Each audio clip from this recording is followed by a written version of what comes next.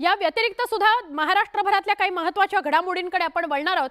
विधानसभा निवडणुकीच्या आधी उद्धव ठाकरे आणि एकनाथ शिंदे एकत्र येण्याची शक्यता नाकारता येत नाही। खुद्द भरत गोगावले यांनी तसे संकेत दिलेत। शिवसेनेचे प्रवक्ते संजय शिरसाट यांनीही राजकारणात कुणी कुणाचा कायमचा शत्रू नसतो असं म्हटलंय। पाहुयात दोन्ही पक्षात नेमकं काय घडतंय।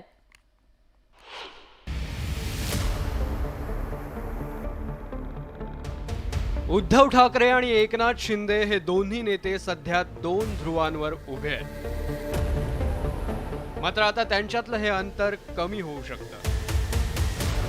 शिवसेनेचे आमदार भरत गोगावले यांनीच याबाबत थेट भाष्य केलं। त्यामुळे 20 जून 2022 ला दुरावलेले दोन्ही नेते 20 जून 2024च्या आधी एकत्र येण्याची शक्यता नाकारता येत नाही।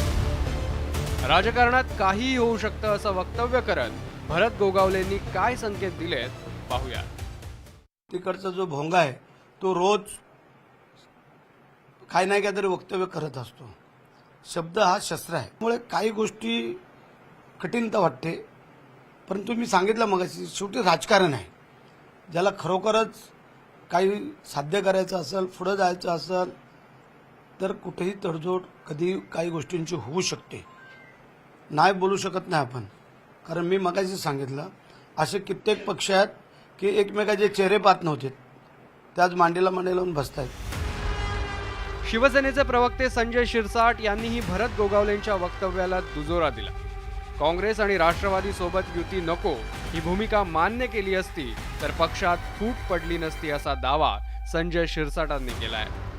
या सकाळच्या भोंग्यांनी दोघांचा मधला दुवा साधून जे उबाटा गटाच्या नेत्यांची कान भरवण्याचा, कान चावण्याचा जो काही प्रयत्न केला त्यात तो सक्सेस राहिला आणि त्याच्यामुळे पक्ष फुटलाय। राजकारण आहे, भविष्यात काय होईल काय नाही होईल हे आता सांगता येणार नाही, परंतु एवढं निश्चितच आहे राजकारणामध्ये कोणी कुणाचा दोस्त नसतो आणि कोणी कुणाचा दुश्मनही नसतो। शिवसेनेकडून जसे एकत्र येण्याचे संकेत देण्यात आले तशीच सकारात्मक वक्तव्य अलीकडच्या काळात भाजपकडूनही झाली आहेत। अमित शहांनी नुकत्याच एका मुलाखतीत उद्धव ठाकरेंचा मित्र असा उल्लेख केला। शरद पवार आमचे मित्र उद्धवजींना आमच्यापासून दूर घेऊन गेले, ते आमचे चांगले मित्र होते। दोघांनी युती करून निवडणूक लढली।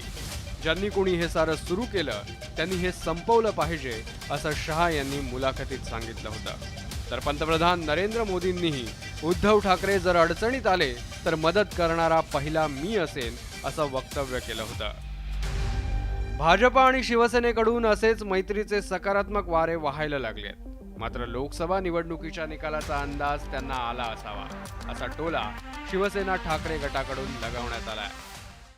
पुन्हा शिंदे साहेबांमध्ये आणि आमच्यामध्ये समेट व्हावी किंवा ती झाली तर लोक स्वीकारतील याच्यावर मी फार साशंक आहे आणि जेवढी माझी धारणा आहे त्यानुसार मी ठामपणे या पक्षाची जबाबदार पदाधिकारी म्हणून पुन्हा शिंदे आमच्या सोबत असतील ह्या ज्या काही कंड्या पिकवण्याचा सगळा प्रयत्न केला जातोय आणि एक संभ्रम निर्माण करण्याचा प्रयत्न केला जातोय, अशी कुठलीही सुतराम शक्यता नाही।